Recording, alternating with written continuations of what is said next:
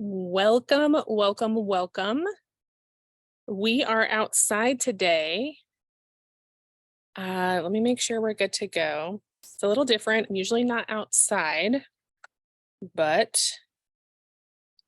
my house is really loud right now. It's a little different, usually like all of it. So we're gonna sit outside. I'm just gonna warn you, there's some birds right over there that are making the weirdest noises. So they might chime in. So glad to see you here today for the hashtag Thursday Fave session here in the Bakery Business School group. Today, we're going to be talking about social post timing to get you more visibility because October is all about simplifying your marketing. Now, I've pulled up the comment section on my phone. So if you have anything to say during the session, just let me know. You can always throw up your hashtag live if you're here live, or you could throw up your hashtag replay if you are on the replay. And there they are. Okay. So if we've not met before, I'm Melissa Fryer. I'm the owner, operator, main mentor at Build a Better Bakery. And what we do as a team is we help fellow ambitious bakers who are ready to get something done, cultivate their confidence as they're starting and growing their baking businesses so they're making more income with less burnout. That's our main goal, is to make sure you feel good through the process. You have the information at hand to get done what you need to get done. So again, throw up hashtag replay if you're on the replay, hashtag live if you're on the live. I mentioned that October is about simplifying your marketing. So I'm here every Thursday at 9 a.m. Mountain Time, chatting about the theme for the month. And what I often hear bakers say is that they're posting their marketing and then there's crickets. So maybe they even forget to share their marketing altogether. That can be a problem because we got a lot to do. Oftentimes, forgetting to post or not getting any feedback might have something to do with how you're envisioning the timing of the post. Either forgetting to put it up or putting it up and not seeing anything. It could be kind of a timing issue, which we're going to cover today. So before you decide that your current style of marketing isn't working, before you trash everything, I want to talk about this so we can help you figure out how to use what you have with timing in mind and see if that helps get your visibility up without having really to change anything else. Okay, so if you want to stay in the know about these lives, you can check the events in the group. You can send me a friend request to Melissa Fryer on the Facebook app. I'll accept it, and then you should get an automatic invite to new events when they're made. Or you can hang out on the email list for direct replay links, or you can subscribe to our YouTube, where you'll see replays on demand. Basically, there's just a big whole group of them, and you can skip through as needed. As mentioned, I go live 9 a.m. Mountain Time right here in the discussion area of the Bakery Business School group to make sure you're getting new, fresh content that support your journey. All right, we're going to hop right in with the understanding that algorithms are ever changing. So algorithm is the thing that kind of tells the platforms how to deal with you, how to deal with your content, what to make more visible, etc. So when we talk about social media marketing, it's a live beast that's forever changing. And in fact, some platforms do not even share algorithmic information to help you know how to be better visible organically, as in free, on their platform. And they can also take everything away in the blink of an eye. I want to remind you that you do not own these social platforms. So essentially, we kind of have to play their game if we want to use their platform, which we're not paying for, to get visibility for our business. And I do want to mention the whole thing about not owning them and everything taken away in the blink of an eye so that you understand that, yes, we're talking about social media marketing today, but I want you to kind of put on the back burner that you likely need to have another thing in place, like an email list that you actually own, where you can continue to connect with people if social media takes everything away from you. The other day, all of my posts from my personal page disappeared for about 2.5 hours. So 14 or 13 years worth of posts were gone, just like that, right? So make sure you're saving this information, your posts and stuff, somewhere else, or you have an email list, et cetera, just so that you are thinking about that while we're talking about this, because social media is not the end all be all. I want to make it simple for you today to figure out how to work through it, make it easier, but try to have a little something else on the side so you can still contact your clients if something happens to the social media platform. Okay. So today we're going to cover those 3 insights on how I understand current posting timeframes to be working specifically on Facebook, which is where I work the most. And that's going to hopefully help you release from that grind where you feel like you're not really sure. You're just kind of posting as much as you possibly can, maybe, or whenever you take a picture, you post about it.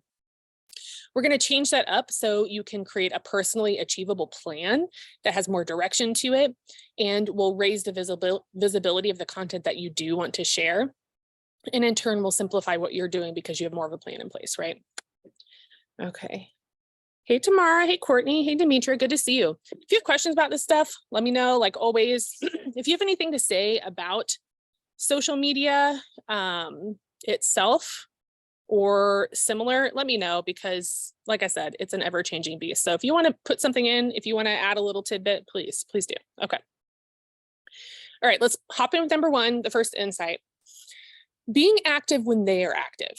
So it's kind of like being where your client is in your community. It's similar, but it's timing of where you are showing up on social media. If you have business accounts on a social platform, they may offer you insight on when your viewers or followers are most active. So they might actually just tell you straight up, hey, people are looking at your content at this time on these days. As an example, this Facebook group that you're in right now, or if you're viewing live, you're in the Facebook group right now, they give me stats on viewers like you and how you are active and when you are coming to this group at certain times each day. And they'll tell me straight up before I post something, hey, you know, they're more active at this time of day, et cetera. They are trying to help a little bit, okay, to help you, use that organic free reach aspect of the platform.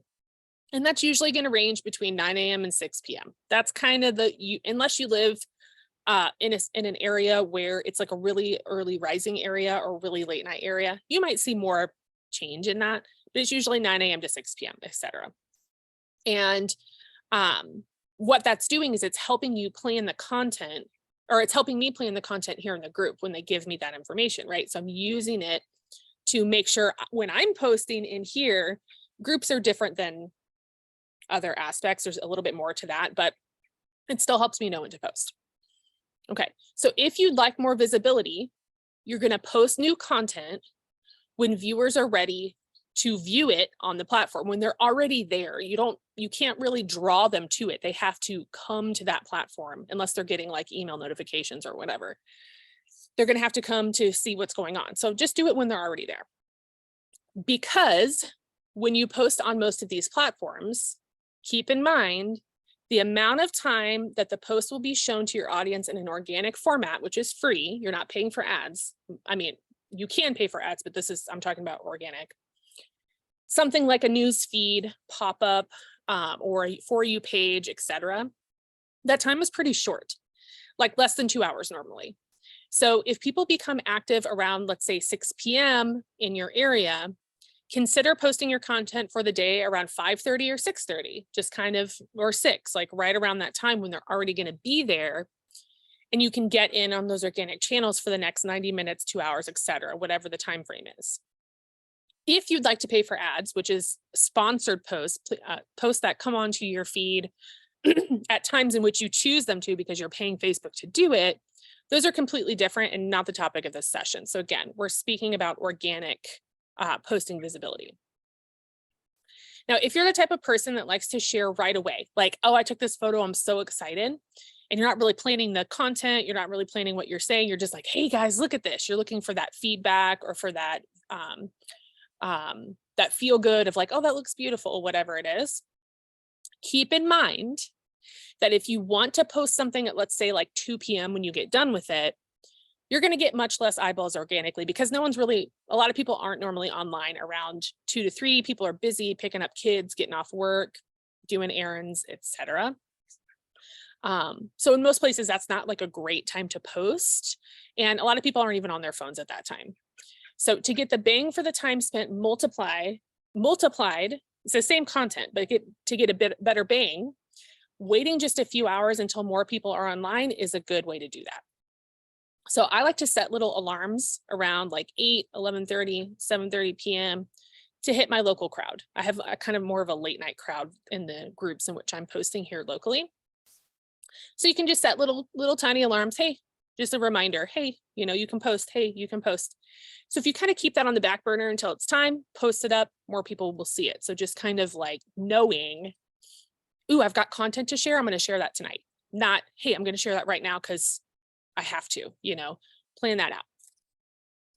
I want to give you a huge note here. So this is something to remember. If you don't already know this, it'll be good for you to know. If you already know it, I'm glad you do, because I didn't know this like years and years ago. And granted, I don't even know what Facebook was doing then, honestly. This was just something that when I started working with a marketing specialist, they filled me in, and I was glad to know this. So on Facebook specifically, and again, I'm not a marketing specialist. I'm a baking business specialist. That's more of what I know of. So this is just what I know at the moment. Things change, like we talked about, but pretty sure this is still right. And likely on other platforms, you only get that visibility for that we talked about 90 minutes to 2 hours, et cetera, 90 minutes usually, for your last action on the platform. Okay, your last action on the platform. So if you post in your business page at 5:30 on time, yeah, people are going to see this, hoping to get eyeballs on my information. But then you immediately share like a funny dog video or something on your personal page right after you did the business page. Facebook, it takes your slot. So the last thing that you did is what's going to get the organic reach. If you do something else, it's going to knock it off. All right. So it's almost like you didn't even really, maybe some of your like hardcore followers will see it, but a lot less people are going to see it. So Facebook would give your dog video that slot. Hey, Melissa shared a dog video, rather than, oh, her business posted. And that's what's going to be in the feeds, right? So we got to think about what is the very last thing that I did. A rule to simplify your marketing online, especially in these social media platforms, is to engage first, do your comments, whatever it is, do your engagement, whatever it is that you're doing in your groups, whatever. Then when it's time to post on your certain platform, post what you want people to see at prime time, and then leave your app. So get out of it so you don't accidentally like something, because I do this all the time. I'll post it and I'm like, yeah, I'm done. And then I'll see something my best friend posted it and I'll like it. And then that's a problem. Okay. So try to get out of the app after you post the prime information so you don't accidentally do something. And then come back like 90 minutes later, and then you can do whatever it is you're going to do. People who are engaging with it and commenting on it, they're going to help keep it alive longer, but you can't guarantee that anyone's really going to do that, right? So we want to try to just not touch it. Okay, let me see what we've got here. Courtney says, is Instagram dying, or am I just not getting the following on there? I post on there as much as Facebook, but crickets. Hi, Shantae. I had no idea about that, even on your personal. That's my understanding, Courtney. Again, I worked with Autumn, who's our marketing coach inside the Elite program. I worked with her years ago. She's our coach because she's good.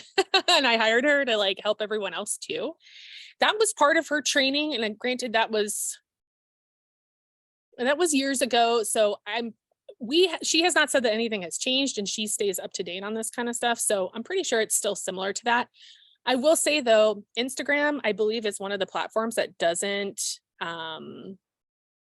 share a lot of information about how to use their platform for organic reach. And I have heard other influencers and people online say that Instagram organic reach is almost, I don't want to say non-existent, but there's something happening to the algorithm that they won't talk about, is my understanding. I hope I'm not getting this wrong, but this is just what I've heard. So I'm not exactly sure. I don't really do a lot on Instagram.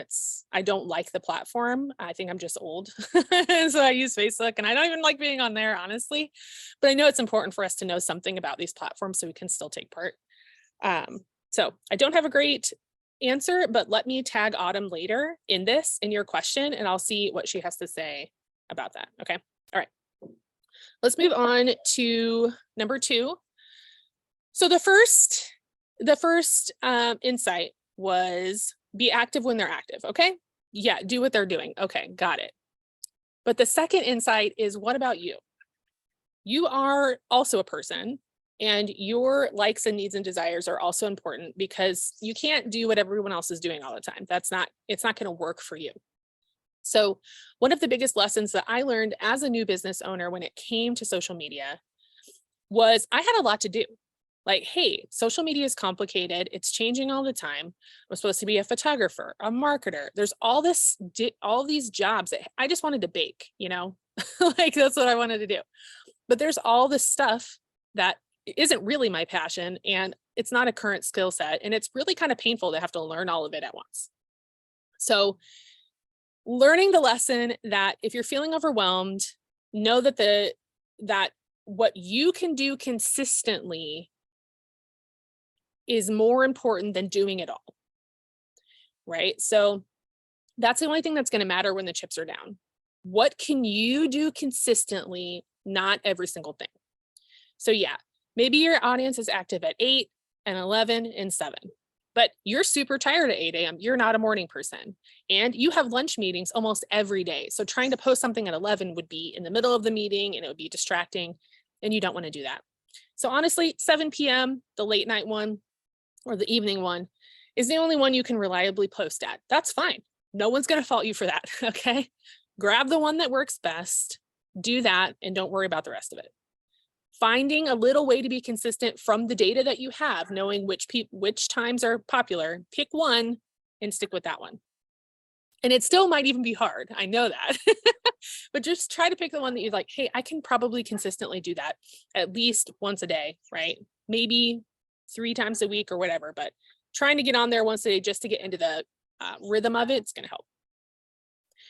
Okay, so I want to mention too, there are posting apps. There's tons of them. I don't even know their names at this point. Meta has one, the business suite. There's an app in there.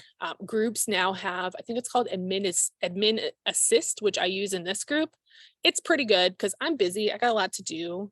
There are certain questions that I like to ask the group a couple times in a row. So I'll put it on the assist and ask it and try to get more people involved in those answers so people can go and search and find information. So it has a good use to it. What it does is it automatically posts your content at certain times, kind of like you build your calendar and then it goes and posts at certain times for you, which sounds great. And honestly, I love it. Like that, it's a really good idea for busy people or people who have trouble sticking to routines. Totally get that. But the thing that I also learned about this was that platforms, even if they own it, like even though Meta owns the business suite and such, they know, and if you have an outside one, like there's websites that you can pay and they'll put in and put up the post for you. They know that it's not you posting and it's a computer. They know that the platform itself knows that. So in my understanding is they strip some of the organic reach from the posts put up by apps. So sure, you can pay for this app, you can use their suite, whatever it is. When you post it, it's still not as good as posting yourself. So take that as you will. Use it sparingly, right? Use it. You don't try to still do a couple things yourself, to see if that makes a difference as you're testing this out. But just know that like they know their end game is to get you to pay for reach. They want you to pay for ads. So it makes sense that they would kind of like throttle the app posting because they want you to physically be there or they want you to be on the platform so they can gather your information and sell you ads, or they want you to pay for the ad. Okay. That's one of the two. And it's not great, but I mean, that's the way it is. So, but not to worry.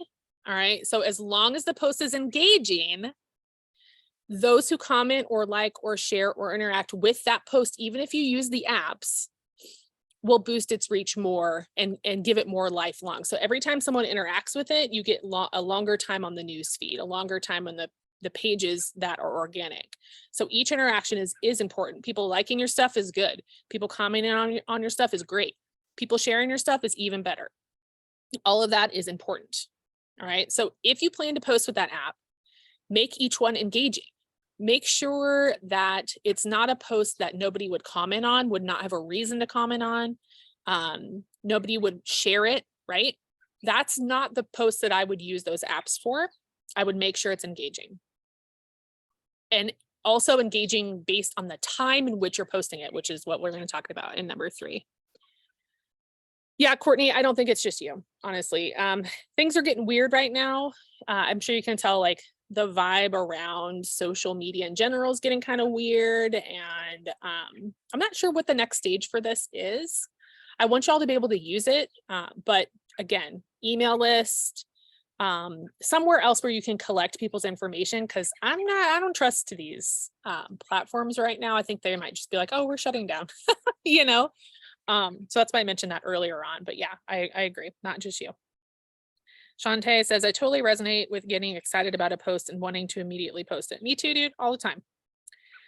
One thing that helps is when I use Meta Free to schedule my posts. Yeah, that way I made the post when I was most excited about it and therefore probably wrote a more punchy and genuine caption for it that in the moment. It's true, but it will go out when it is an ideal time for people to see it. Exactly. So she's doing essentially what I do, which is if I know I have information to share and I want to say it in a specific way for a specific time, then yes, using the app is great.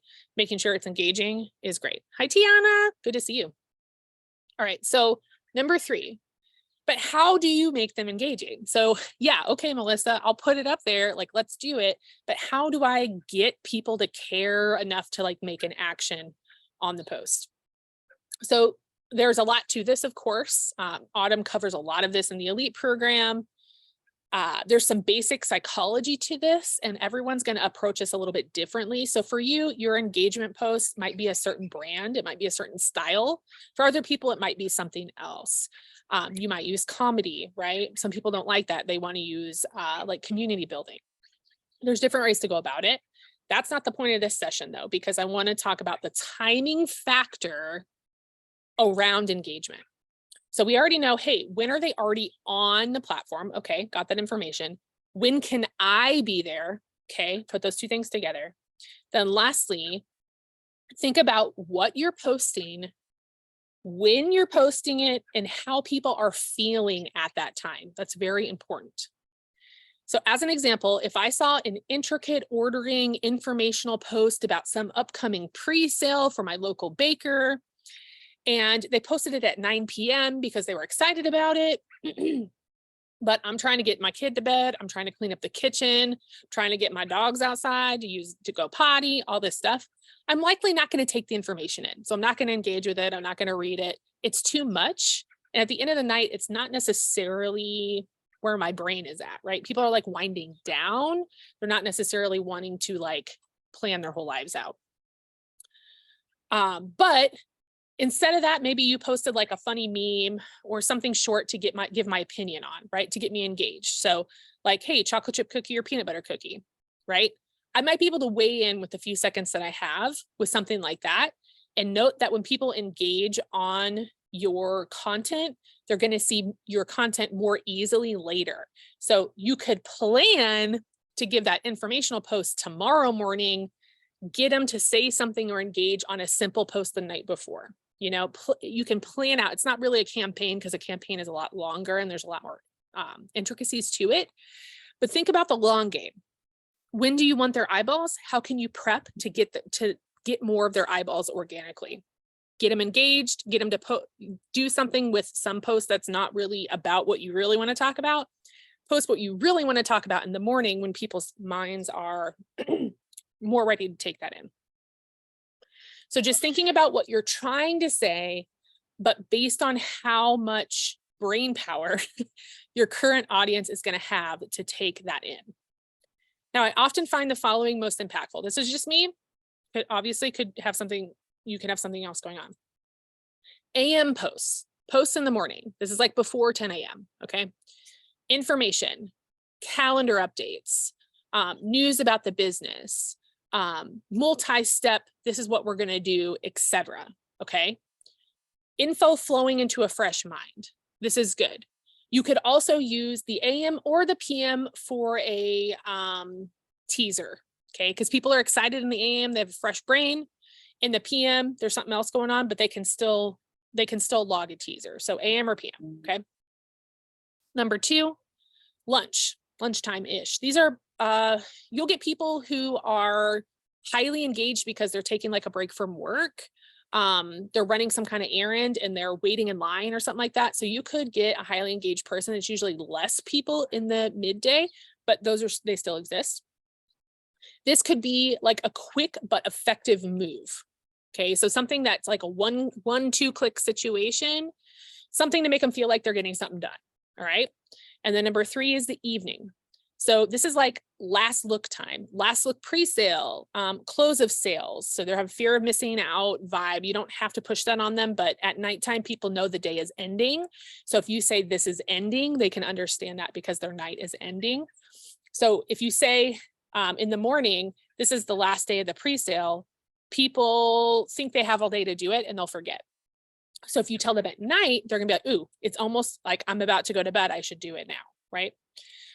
Or sharing like memes or funny things that are quick, more community building or community engagement opportunities, or even opinion polls. People like to chat it up at night.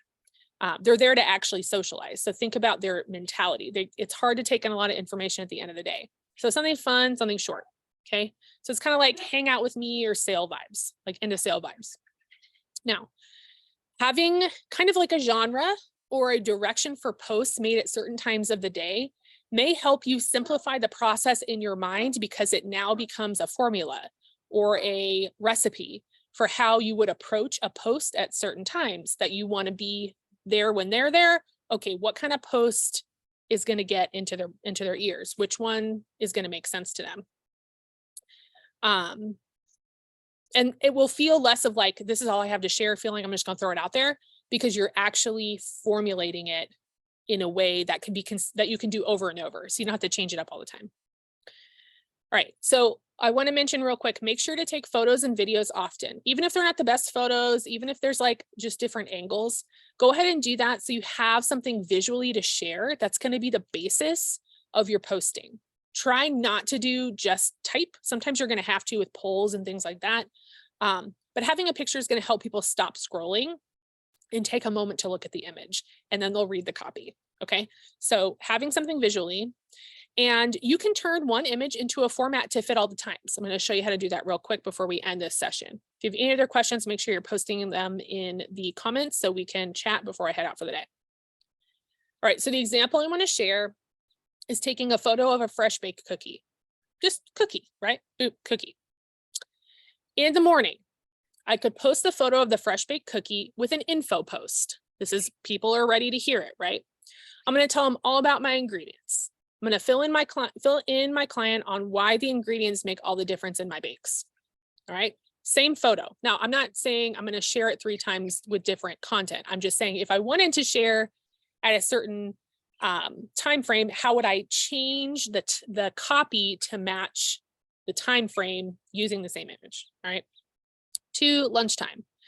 This is a quick, how can I get what I need to get done? So maybe I have a subscription for cookies and I'm going to remind them with a one-click link to order. So, hey, order right here. Let clients know they can get a fresh box of cookies on their porch every Friday. Easy sale, quick sale, not a lot of explanation. Click here, now you're subscribed, right? So something quick and fun that they could get done during the day. And the number 3, evening post. I got the picture of the cookie. I'm going to create a poll because today I want to do community building and I want to kind of see what's on their mind. I'm going to ask my clients for their opinion of what they would add to this cookie. Let's say it's chocolate chip. What would you add to this cookie to take it over the top? Like what would be that crazy cool ingredient that you would add to this chocolate chip cookie? So it's something fun for a client to take part in. Hey, everyone likes to talk about what they like. Okay. So something fun. It gets you usable information. So it's actually got like a data marketing collection side to it. It gets you usable information on their preferences, gives you some ideas. And let's say you decided to give a small prize for participating in the poll. Like I will drop off 6 cookies to your house that look just like this tomorrow for anyone who answers the poll. And you could entice them to share the post or to tag friends to get more entries for the prize. That's a very simple, shares are a little hard, maybe a little harder to track. So I usually do friend tags. I just did this like a couple of days ago. I'm brand new in this community. People were tagging their friends. In the groups in which I was sharing them, it was a very popular post. So it works. You could try that next time you do a poll or do a small prize to get people interested in sharing and tagging, right? So all just a picture of a cookie, but this is how you can change it to speak to the mind, how their mind is working at the time. Okay, let me check real quick. Yes. Tiana says, I like that idea. Going to use it to get Google reviews. Thanks. Absolutely. Yeah. If you don't have, I'm just going to mention this because Tiana brought it up. If you don't have your Google page set up, some people don't want to do it because I believe you have to enter your address. It's only for people who share their address for their business. Some people who are home bakers don't necessarily want to do that. If you're a storefront and you don't have your free Google page set up, please literally get off this video right now and go do that, because everyone searches Google for places to eat. When they search maps for food en route, etc., you got to be on there. Okay, so you're going to make your free Google page, and they give you a link when you go, when you type your information in, it'll bring up your page on usually the right-hand side, and it'll say get reviews on a little button towards the bottom of that area of your information. If you click on that, they'll give you a link, a URL to share. It sends people directly to your Google reviews. Put it on the top of your website, put it on your business card, put it on any flyers that you hand out at classes or whatever you're doing. Put it on your table to have as a QR code so people can scan it. Okay, because we need those reviews. And you can ask people, like she was talking about, just put up a post, give something away, just ask people like really nicely, and hopefully they can help you out, because we know reviews are super important. So, side note. Courtney says, oh my God, Google has gotten me so much attention in phone calls since I set up. Yes. Okay, Courtney, great. So Courtney's got her set up. She can see that it's working. And I think it's just, we kind of forget that's kind of how we're on social media, right? But when people are just searching, they're using Google. So if your information's not up there, if you don't have your location on there, that can be a problem. So get good keywords into your bio description. So when people are have the tags right. So if people are searching for like baking classes and that's what you teach, or people are searching for wedding cakes and you're in the wedding industry, make sure those are tagged, because if they're not, they're going to type in wedding cakes in El Paso, Texas, and you're not going to come up, even though that's what you do, right? So yes, awesome. I'm glad Courtney and Tiana are using that. All right. So to recap, timing of your posts may be something that you can hone better. That's what we've talked about today, to kind of simplify it, tweak it so you're not overwhelmed. You know how to directly do it, and it doesn't have to be too much. It can just be once a day or a couple times a week at that very specific time that works for you and your clients, to get you that better organic visibility without having to buy ads at the time. And you can share your current marketing that way to test it, to see, because there could be some issues with the marketing that need changed. That's fine, but let's test it first before we change everything. So don't scrap everything until you've tried posting in the ways in which we've described for the 3 insights. We're going to post consistently when it's right for you, when they're around, making sure your post has an element of engagement, fit for the time in which you're posting it. Okay, that's very important. All right, so today, here are some things you can do if you want to get started with this. Number 1, check your social platform of choice and see when the clients are active. Look around your page or your business suite or whatever, and just kind of see if they're going to give you that data. Okay, if they don't, 8 a.m., 11, and 6 or 7 are good places to start. So just pick one of those if you can't find that information. 2, choose at least one time they are active that you can also be active per day. Okay. 3, make alarms on your phone to remind you to post at those times or time. If you have something to say that day, which you might, right? Just have a log of photos saved on your phone in some kind of album, grab from there. They can even be old pictures. It's fine. And then last, format your video or photo to contain copywriting that matches the energy of the clients at certain times of day, which was the example we did with the cookie. So just tweak it to bring attention to how they are feeling, because anything else is going to fall on deaf ears, right? They're not ready for the other things. So we want to, and granted, you can do funny stuff all day long, like simple funny stuff, but sometimes we got to give them real information. So picking times in which they can actually take that in is important. All right. Tamara says, could you share how to add the tags when you add photos to your Google storefront? I was talking more about, I think that they ask like, what categories are you in? Keyword tags. I'm pretty sure that they ask that when you set it up. So that's what I was talking about. Add tags when you add photos. I'm not sure you can tag photos in the Google storefront. I'll go look and then I'll come back to your comment. I don't know that they have that option on there, but I'll take a look and I'll comment back in a little bit. Okay. All right. So I'm going to be in here with you next week, Thursday, 9 a.m. Mountain Time. We're going to talk about what you can do if you have nothing to post. I've created a group of 5 questions that you can ask yourself and then answer to the audience. That's going to help you make better content on a consistent basis.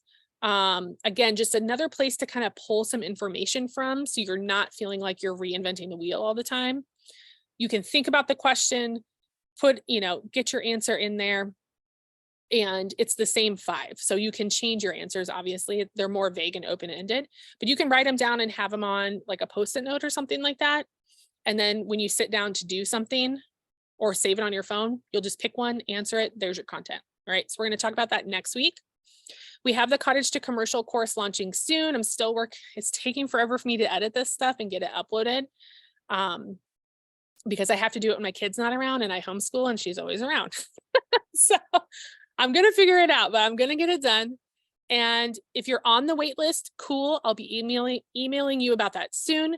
If you want the bonuses that come with the course when it's launched, you'll have to be on the wait list, and they're going to be worth over $200, which is great. So get on that wait list if you need to. I think it's on the website. You scroll down just a little bit, you'll see it, or you can send me a DM and I'll send you the link and you can just get on that way. Okay. If you need extra guidance or some one-on-one guidance, I love doing personal sessions. You can DM me for my Calendly scheduling link, so you can snag a time to talk with me one-on-one. Each person in the group gets a free 20-minute session. So if you haven't taken advantage of that yet, we'll get you set up with that. We'll hang out, talk about what you want to talk about. Or if you want a longer form strategy session, action plan, links, all that good stuff set up, because you got a lot to talk about, we can set that up as well. 20 minutes isn't too long, but it's enough if you just want to get to chat a little bit and fill me in on your story. Okay, you are welcome. All right, I'm going to go check on that for tomorrow, and I will see you all next week. I hope you have the best day. Bye.